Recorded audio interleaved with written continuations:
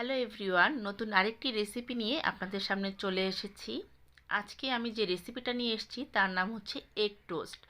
এই রেসিপিটা যাদের বাসায় বাচ্চা আছে তাদের করে দিতে পারবেন, এবং বাচ্চারা কিন্তু অনেক সময় ডিম খেতে চায় না, তাদের যদি এভাবে করে দেন সেক্ষেত্রে কিন্তু তারা ডিমটা খেয়ে নেবে। তাহলে চলুন রেসিপিটা শুরু করে দেই।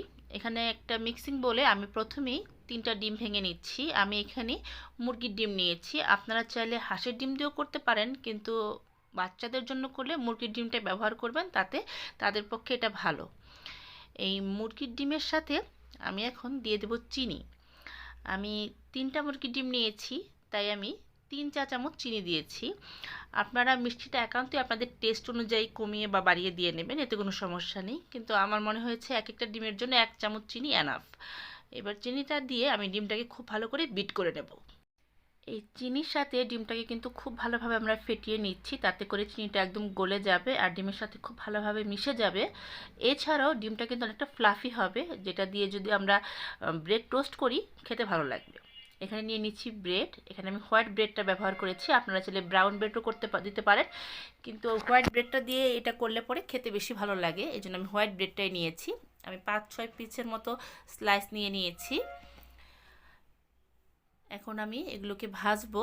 এর জন্য কড়াইতে আমি দিয়ে দেবো সাদা তেল, আর একটু তেলটা একটু বেশিই দিতে হবে, কারণ একটু ডিপ ফ্রাই করবো এগুলোকে। যদি সেকা তেলে ভাজতে চান তাহলে কিন্তু নিচে পুড়ে যাবে, এই জন্য তেলের পরিমাণটা একটু বেশি দিয়েছি। এখন যে ডিম আর চিনিটা আমি গুলিয়ে রেখেছিলাম ব্যাটারটা, সেই ব্যাটারের মধ্যে আমি এই ব্রেডগুলোকে খুব ভালো করে ডিপ করে নিচ্ছি। আমি 2টা সাইডে খুব ভালো করে কোট করে নিয়েছি, তারপর আমি গরম তেলে দিয়ে দিলাম। এই সময় কিন্তু আমি চুলার আঁচটাকে একদমই কমিয়ে রেখেছি। আমি এগুলোকে হাই হিটে ভাজবো না, তাতে করে কিন্তু উপরটা পুড়ে যেতে পারে। এগুলোকে হালকা ব্রাউন কালার আসবে, খুব একটা বেশি কড়া ব্রাউন করেও ভাজা যাবে না, খেতে ভালো লাগবে না। এই জন্য চুলার আঁচটাকে কমিয়ে রেখে আমি এগুলোকে ভাজছি।